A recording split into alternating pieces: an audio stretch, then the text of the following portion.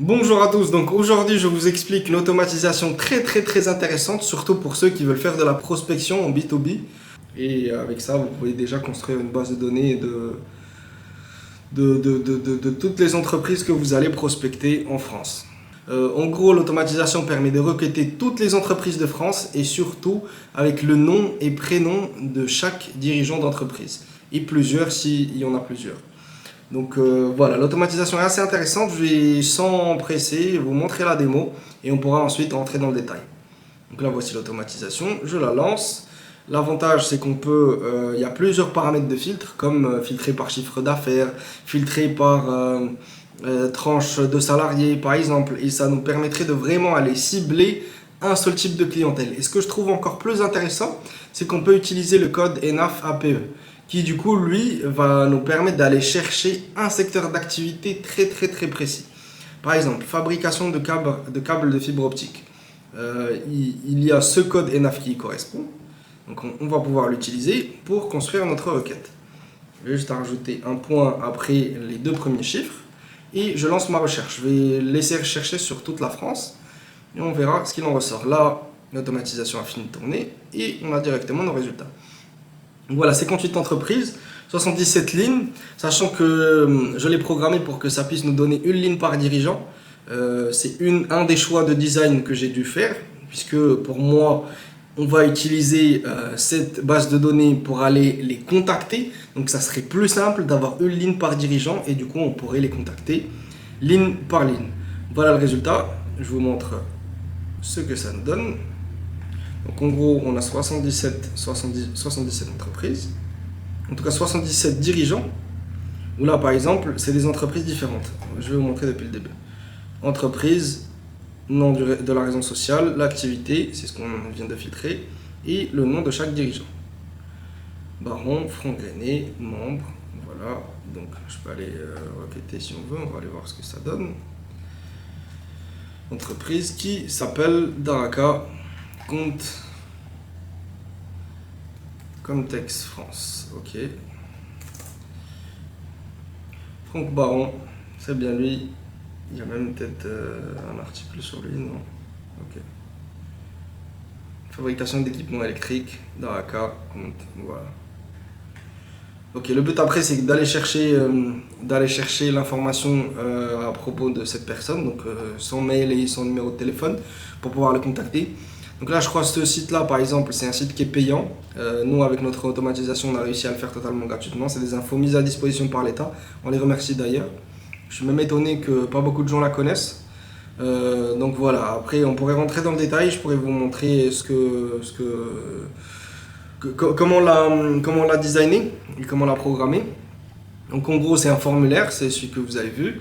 Des formatages de données, c'est ici où on a le nœud qui fait la première requête. En gros la première requête nous donne aussi le nombre de pages. Donc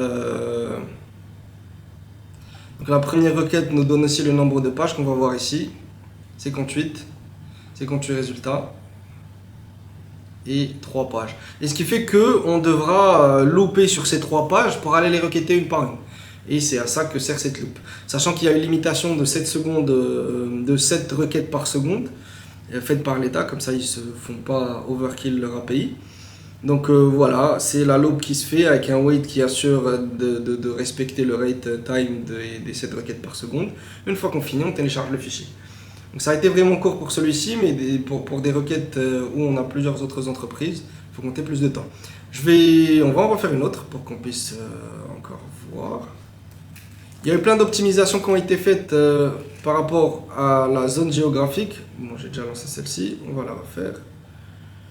Par rapport à la zone géographique, pourquoi? Parce que, en fait, si je tape ici, par exemple, le nom de la poste, ça va me donner, et ici je spécifie aussi par exemple une région, par défaut, l'API va requêter toutes les entreprises et même aussi leurs établissements qui existent dans ces régions, mais par défaut, elle n'affiche que le siège.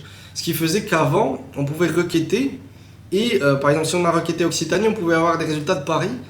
Alors on croit que la recherche ne fonctionne pas, mais non, c'est juste que cette entreprise a son siège à Paris, c'est pour ça qu'on affiche le siège en premier. Donc ça, je l'ai changé. J'affiche directement l'établissement qui correspond à la zone géographique sélectionnée. On peut le tester ici. Par exemple, j'ai sélectionné toutes les postes d'Occitanie. OK. Et c'est un gros script JS qui fait tout ce tri ici pour identifier que les entreprises dans les établissements existent sur les zones géographiques sélectionnées.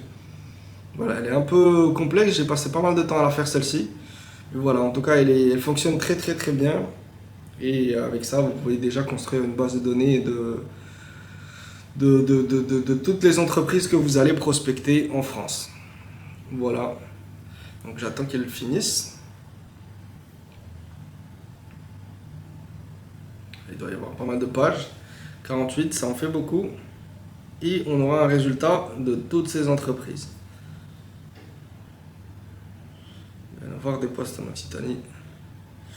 Alors, c'est fini, normalement. Ok. Donc là, on a 1516 entreprises, 1933 lignes, donc une ligne par dirigeant. Il y en a 329 qui ont été supprimés puisqu'ils sont fermés.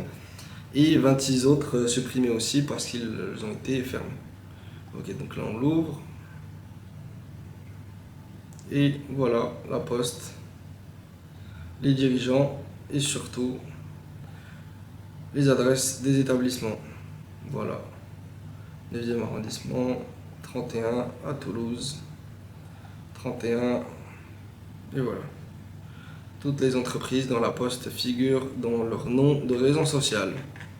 Et vous pouvez imaginer plein d'autres cas d'usage. Vous trouverez tous les liens pour utiliser l'automatisation en bas. N'hésitez pas à me faire part des optimisations ou des bugs si on a. En tout cas, n'hésitez pas à me faire part de tout ce que vous voulez voir en plus sur l'automatisation et je pourrai le rajouter. Salut à tous!